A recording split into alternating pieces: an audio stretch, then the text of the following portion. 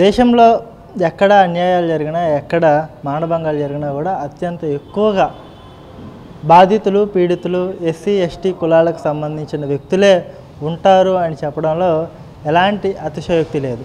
అయితే ఇదే అంశానికి సంబంధించి 2017లో సుగాలి ప్రీతి అనే ఒక 14 ఏళ్ల బాలిక మీద కొంతమంది వ్యక్తులు అత్యాచారానికి పాల్పడి ఆ అమ్మాయిని హ్యాంగింగ్ చేసి ఉరివేసి చంపివేశారు అనేది అప్పట్లో వచ్చిన ఎలిగేషన్ అన్నమాట.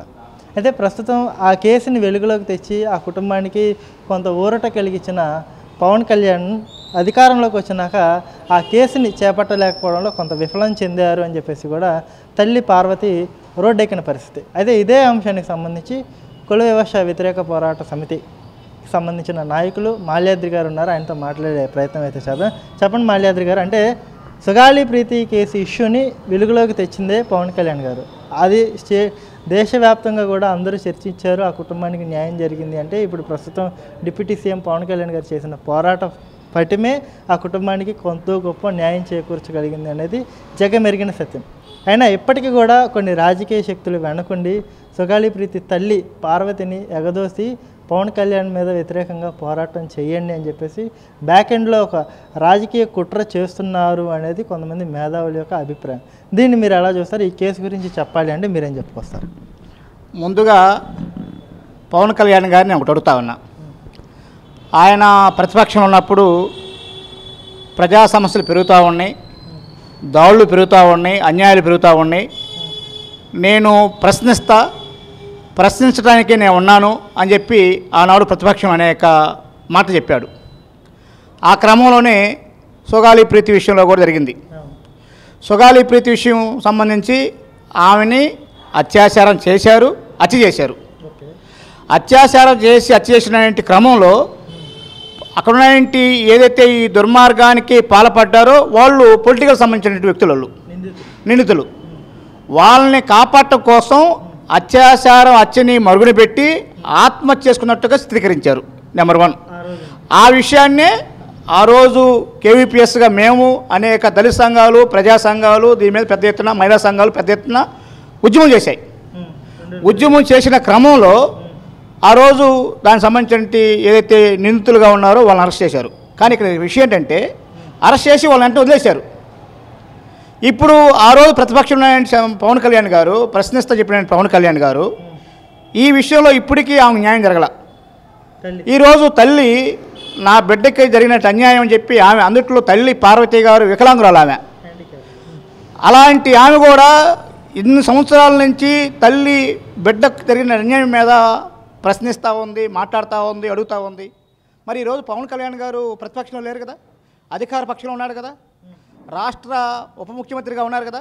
అని నేను రాజకీయ కుట్రల గురించి రాజకీయాల గురించి నాకు రాజకీయాలు అవసరం లేదు. నేను ఒక కేవీపీఎస్గా దళిత గిరిజనుల కోసం పనిచేసే వ్యక్తిగా నేను అడుగుతా ఉన్నా. ప్రశ్నిస్తా చెప్పినటువంటి పవన్ కళ్యాణ్ గారు ఎందుకు ఈరోజు అధికార పక్షంగా మారినప్పుడు ఎందుకు దీని విషయంలో ఎందుకు మాట్లాడలేదు నా పాయింట్. రెండోది, ఆ రోజు సిబిసిఐకి అప్పగించారు.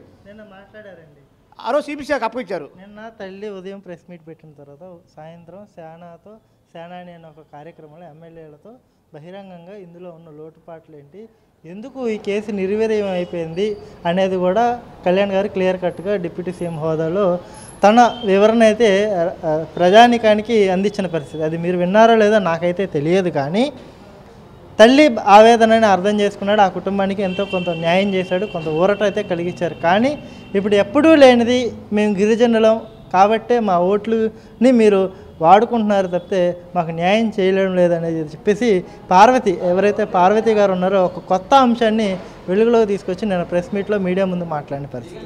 దీన్ని మీరు ఎలా చూస్తారు? తల్లి ఆవేదనలో తప్పు లేదు. తల్లి బ్యాక్గ్రౌండ్లో పొలిటికల్లో నాకు అదంతా అవసరం లేదు. తల్లి ఆవేదన ఏంటి, నా బిడ్డకి అన్యాయం జరిగింది, అన్యాయం చేసినట్టు వాళ్ళ మీద చర్య తీసుకోవాలి, వాళ్ళ మీద శిక్షించాలని చెప్పి డిమాండ్, అంతే కదా. ఆ డిమాండ్ బేస్ చేసుకుని ఆవేదన. ఇక్కడ నేను పాయింట్ ఏంటంటే పవన్ కళ్యాణ్ గారి గురించి మాట్లాడుతున్నా. ఈరోజు ఆ రోజు సిబిసిఐ అప్పించారు కదా, ఆమె ఎస్పీ గారు ప్రకటించారు కదా.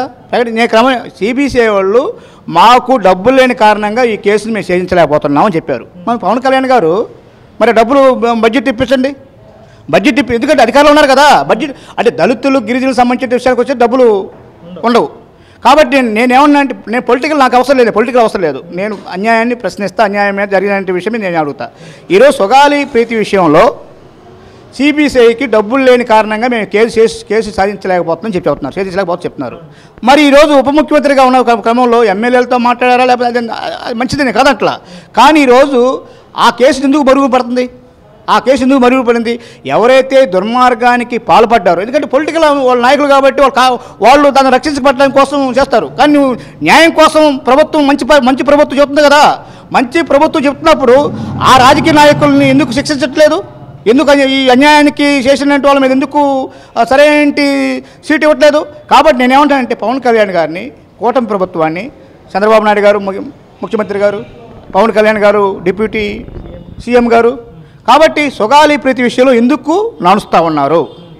కాబట్టి ఈ విషయంలో సొగాలి ప్రీతికి జరిగిన న్యాయం కోసంగా ప్రయత్నం చేయాలి.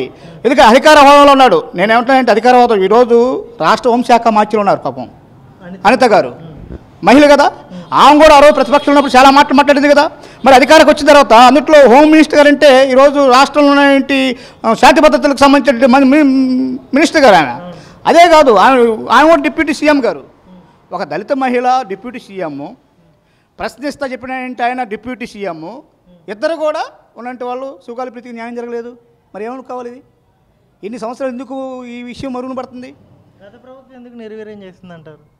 జగన్ గారు గత ప్రభుత్వం ఆ రకంగా నిర్వీర్యం చేసింది కాబట్టే వాళ్ళని పక్కన పెట్టారు ప్రజలు. ఎందుకంటే జగన్ గారి ప్రభుత్వంలో కూడా దళితులపై గిరిజనులపై జరిగిన అన్యాయాలు అంతంత మాత్రం కాదు. జగన్ రాష్ట్ర ముఖ్యమంత్రిగా ఉన్న కాలంలో ఒక ఎమ్మెల్సీగా ఉన్న వ్యక్తి, ఒక గంజాయి మాఫియా తన డ్రైవర్ సుబ్రహ్మణ్యాన్ని అత్యంత క్రూరత్వంగా చంపేసి డోర్ డెలివరీ చేసినటువంటి వ్యక్తిని పక్కనేసి తిరిగాడు. అందుకే జగన్ పక్కన పెట్టారు జగన్ని. నేనేమంటే అలాంటి జగన్ చేసి ఒకటే కాదు, జగన్ ప్రభుత్వంలో దళితుల మీద దుర్మార్గాలు జరిగినాయి. ఎస్సీ ఎస్టీ విజిలెన్స్ మానిటరీ కమిటీలో సీఎం అధ్యక్షతన ప్రతి 6 నెలలకు ఒకసారి జరగాలి కదా. జగన్ 5 ఏళ్ళు ముఖ్యమంత్రిగా ఉన్నాడు, ఒక్క సమావేశం జరగల. చంద్రబాబు నాయుడు వచ్చి అధికారులకు వచ్చి ఇప్పుడు దాదాపు 14 నెలలు దాటిపోయింది. 2 సమావేశాలు జరగాలి, ఒక్క సమావేశం జరగల. మంత్రుల అధ్యక్షతన ప్రతి 3 నెలలకు ఒకసారి జరగాలి, ఒక్క సమావేశం జరగల.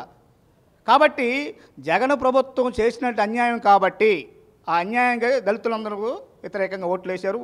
జగన్ని ప్రతిపక్షంలో కూడా కూర్చోబెట్టే పరిస్థితి. కాబట్టి అదే పరిస్థితి ఈరోజు కూటమి ప్రభుత్వానికి రావాలా? మంచి ప్రభుత్వం చెబుతున్నారు కదా.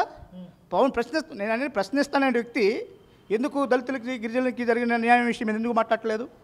ఆయన మాట్లాడిందే కదా. ఇదే కాదు, ఎంత బాధాకరం అంటే ప్రతిపక్షంలో ఉన్నప్పుడు అనే కేసుల్ని ఈ అనితమ్మ పవన్ కళ్యాణ్ టేకప్ చేశారు. నేను ఒకటి అడుగుతున్నా, పవన్ కళ్యాణ్ గారు ఏం చెప్పారు? ప్రతిపక్షంలో ఉన్నప్పుడు 30,000 మంది ఆడవాళ్ళు గణన చెప్పాడు చెప్పాడు. మరి అధికారులకు వచ్చాడు కదా, ఆ 30,000 మంది తీసుకురావచ్చు కదా. కాబట్టి స్త్రీలకి రక్షణ లేదు, ఎస్సీలకి రక్షణ లేదు, గిరిజనులకి రక్షణ లేదు. ఇలాంటి విషయంలో వీళ్ళు పైకి మాటలు చెబుతున్నారు తప్ప చిత్తశుద్ధితో వివరించట్లేదు. నేను ఈ కూటమి ప్రభుత్వాన్ని అడుగుతా ఉన్నా, మీకు చిత్తశుద్ధి ఉంటే ఎస్సీ ఎస్టీ విజిలెన్స్ మానిటరీ కమిటీలు జరపండి. మీకు చిత్తశుద్ధి ఉంటే ఎస్సీ ఎస్టీ సంబంధించిన నిధులు పక్కదారి పడతా ఉన్నాయి, జరపండి. నేను ఒక విషయం, ఈరోజు సెర్ప్ డిపార్ట్మెంట్ ఉంది, సెర్ప్ డిపార్ట్మెంటు గ్రామీణ పొదుపు సంబంధించిన డిపార్ట్మెంటు. సెర్ప్ డిపార్ట్మెంట్ని అడుగుతా ఉన్నాను. 2014 నుంచి 2020 దాకా ఈ 15 సంవత్సరాల కాలంలో 11 సంవత్సరాల కాలంలో ఎస్సీ ఎస్టీ సప్లా నిధులు ఎంత కేటాయించారు లెక్కలు చెప్పండి, ఎంత ఖర్చు చేశారు లెక్కలు చెప్పండి, ఎంత మిగిలిన లెక్కలు చెప్పండి. లెక్కలు లేవు ఒక సెర్ప్ డిపార్ట్మెంట్ సంబంధించి. కాబట్టి ఎస్సీ ఎస్టీలకి అన్యాయం జరుగుతూ ఉంది. అది ఉద్యోగాల్లో ప్రమోషన్లో అన్యాయం జరుగుతూ ఉంది, ఉద్యోగ నియామకాల్లో అన్యాయం జరుగుతూ ఉంది, బ్యాక్లాగ్ పోస్టులని భర్తీ చేయడంలో అన్యాయం జరుగుతూ ఉంది. పైపెచ్చు దాడులు జరుగుతూ ఉన్నాయి, దుర్మార్గమైన దాడులు జరుగుతూ ఉన్నాయి.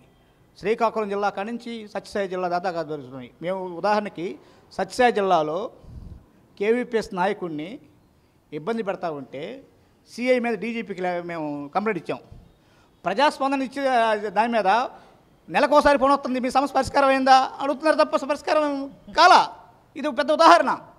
కాబట్టి ఎస్సీ ఎస్టీల మీద జరిగేటువంటి దుర్మార్గాలు అంటే పేరుకి ప్రకటనలకి పేపర్లో వచ్చే వార్తలకు మాత్రమే ఈ ప్రభుత్వం కానివ్వండి ఆ ప్రభుత్వం కానివ్వండి 2 ప్రభుత్వాలు దొందే అంటారు, అంతేనా? ఖచ్చితంగా ఈ రెండే. ఈ 2 ప్రభుత్వాలు దళిత వ్యతిరేక ప్రభుత్వాలు, ఈ 2 ప్రభుత్వాలు గిరిజన వ్యతిరేక ప్రభుత్వాలు, ఈ 2 ప్రభుత్వాలు మహిళా వ్యతిరేక ప్రభుత్వాలు. ఎందుకంటే మహిళల మీద దుర్మార్గాలు జరుగుతూ ఉంటే, ఎస్సీ ఎస్టీ మీద జరుగుతూ ఉంటే పేరుకి ఖండిస్తూ ఉన్నారు, మాట్లాడుతున్నారు తప్ప చిత్తశుద్ధితోటి ఈ దుర్మార్గాలకి పాల్పడినటువంటి ముద్దాయిల మీద చర్య తీసుకోవడం కోసం ఎలాంటి తీసుకోవట్లేదు. ముద్దాయిలను కాపాడటం కోసం వీళ్ళు ఉన్నారు, బాధితులను కాపాడటం కోసం కాదు, బాధితులకు రక్షణ కల్పించడం కోసం కాదు. ఎస్సీ ఎస్టీలకి అన్యాయం జరుగుతూ ఉంది. ఈ క్రమంలో ఈ పేరుకే మాటలు చెబుతున్నారు తప్ప మీరు చెప్పినట్టుగా పవన్ కళ్యాణ్ గారు ఎమ్మెల్యేలతో మాట్లాడే అవసరం ఉంది. ఎవరితో మాట్లాడాలి? అధికారులతో మాట్లాడాలి, పోలీసుతో మాట్లాడాలి. ఎందుకు ఈ ముద్దాయిలను ఎందుకు చేస్తున్నాం? ఎవరు ఎందుకు? అసెంబ్లీలో కూడా చర్చ జరగాలని కూడా చెప్పారు ఎమ్మెల్యేలతో. ఈ అంశాల మీద మనం అసెంబ్లీలో కూడా చర్చిద్దామని చెప్పేసి కూడా అన్నారు. చర్చ పెట్టండి, చర్చ పెట్టండి. నేను ఏమంటానంటే, మీరు వెనకెళ్తున్నాను, రంగరాజు మిశ్రా కమిషన్కి వేశారు. నేను రంగరాజు మిశ్రా పోయిన అసెంబ్లీ సమావేశాల్లో ఎందుకు చివరిలో పెట్టారు?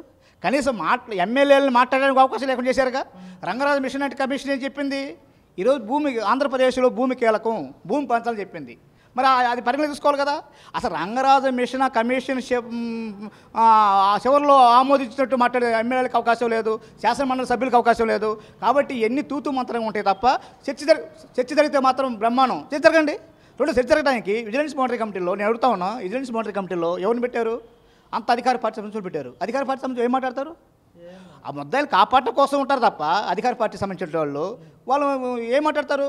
అట్లా రేపు అసెంబ్లీలో కూడా భజన చేయడం కోసం తప్ప, బ్రహ్మాండం, చంద్రబాబు నాయుడు గారు బ్రహ్మాండం, పవన్ కళ్యాణ్ గారు బ్రహ్మాండం అని చెప్పుకోవడం కోసం తప్ప సమస్యలను చర్చించేటువంటి పరిస్థితి కాదు. సమస్యలు చర్చించే విధంగా అసెంబ్లీ ఉండాలి. సమస్యలు చర్చించి పరిష్కారం వైపుగా అసెంబ్లీ ఉండాలి. సమస్య చర్చించి వాటిని జీవాల రూపంలో బయటకు వచ్చేయడం కోసం, అమలు చేయడం కోసం అసెంబ్లీ ఉండాలి తప్ప ఇదేదో భజనలు చేసుకోవడం కోసం, పొగుడుకోవడం కోసం అసెంబ్లీ ఉండకూడదు. పవన్ కళ్యాణ్ గారికి నిజంగా చిత్తశుద్ధి, ఆయన మాట నిన్న ప్రెస్ మీట్ మీద కనుక చిత్తశుద్ధి ఉంటే రేపు సమావేశాలు ప్రకటించారు కదా. అసెంబ్లీ సమావేశాల్లో మొదటి సమావేశం, రెండో ఎజెండా పెట్టండి. రాష్ట్రంలో దళితులకి సంబంధించి, గిరిజనులకు సంబంధించి జరిగిన న్యాయమే పెట్టండి, మహిళలు జరిగిన న్యాయమే పెట్టండి, చర్చ పెట్టండి. అంటే ఫ్రీ బస్సు, నేను అంటాను ఫ్రీ బస్సు చాలా చెప్పుకుంటారు. ఫ్రీ బస్సు, ఉచిత బస్సులు ఎక్కడ ఉన్నాయి? ఆ బస్సుల్లో కూడా కొన్ని బస్సులకి ఇచ్చి కొన్ని బస్సులకి ఇవ్వన్నారు. ప్రభుత్వ బస్సులు ఎన్ని ఉన్నాయి? హైర్ బస్సులు ఉన్నాయి, హైర్ బస్సులకి లేవు. కాబట్టి ఈరోజు ఫ్రీ బస్సు ఇచ్చేదని చెప్పి మహిళలు చెప్పుకున్నా కానీ వాళ్ళ సాధికారత ఎక్కడ ఉంది?